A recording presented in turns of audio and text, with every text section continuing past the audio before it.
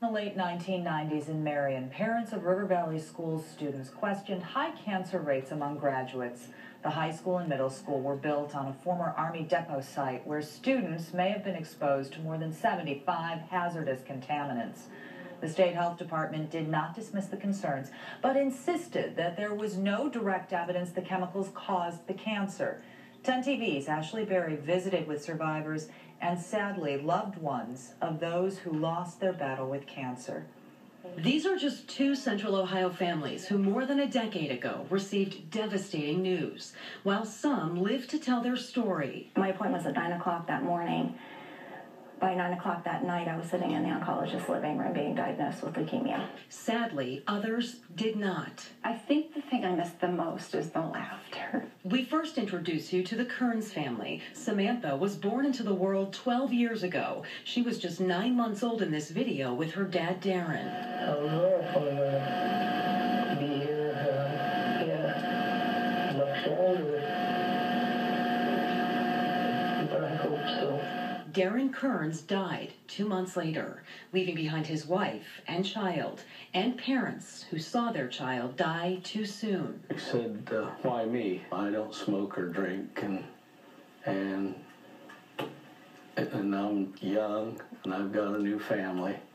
And he says, why me, Dad? Darren was one of 9 River Valley High School graduates diagnosed with leukemia in the late 90s. Other graduates developed Hodgkin's and other forms of cancer in that time. Because the grounds sit on part of a former military depot where chemical waste was dumped for years, the Ohio Department of Health was urged by families to conduct an extensive study. There was a lot of people in his class that got cancer. What from, I don't know. But it always makes you wonder if it was the stuff that was out there in the fields. Jamie Sager, also a River Valley graduate, was also diagnosed with cancer in the 90s. She's now in remission. I played in the outfield and my feet were always wet, but we just kind of chalked it up to bad drainage or whatever. Never really ever thought about it, but I'm not sure what I was walking through now. Do you feel, as a River Valley student, there was an imminent danger? Sure. I'm proof of it. The question many have asked, was there a link between the diseases and the school's grounds? Could it have been a cancer cluster with a definitive cause? Dr. David Brancato with the Army Corps of Engineers participated in the 4-year study and spoke with us over the phone. Was this area ever unsafe? As far as the agencies collectively determined, the answer was no. Dr. Brancato said health officials were simply unable to determine whether the toxic contamination in the soil contributed to the high rate of leukemia among graduates. Those that lived through it question that. Do you think the government is responsible in some way? Absolutely, I think the military. I mean, they used that as a chemical waste dump, and then they built a school on top of it. How can you not? Of course they're responsible. For years, the families fought to have both River Valley middle and high schools shut down for good.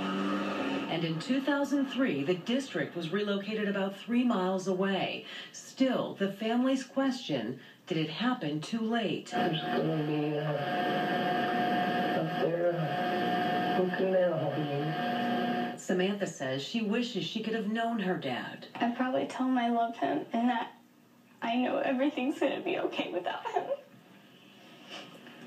But there's not a day that goes by they don't remember. I had a best friend once. His name was Darren. I wish you could have known him for the man he was. As for the Sagers, they adopted their daughter Sophie 4 years ago. Jamie has been in remission for years, but says every day she wonders why and what if. Because I'm sure in your heart there's still a fear. Every day.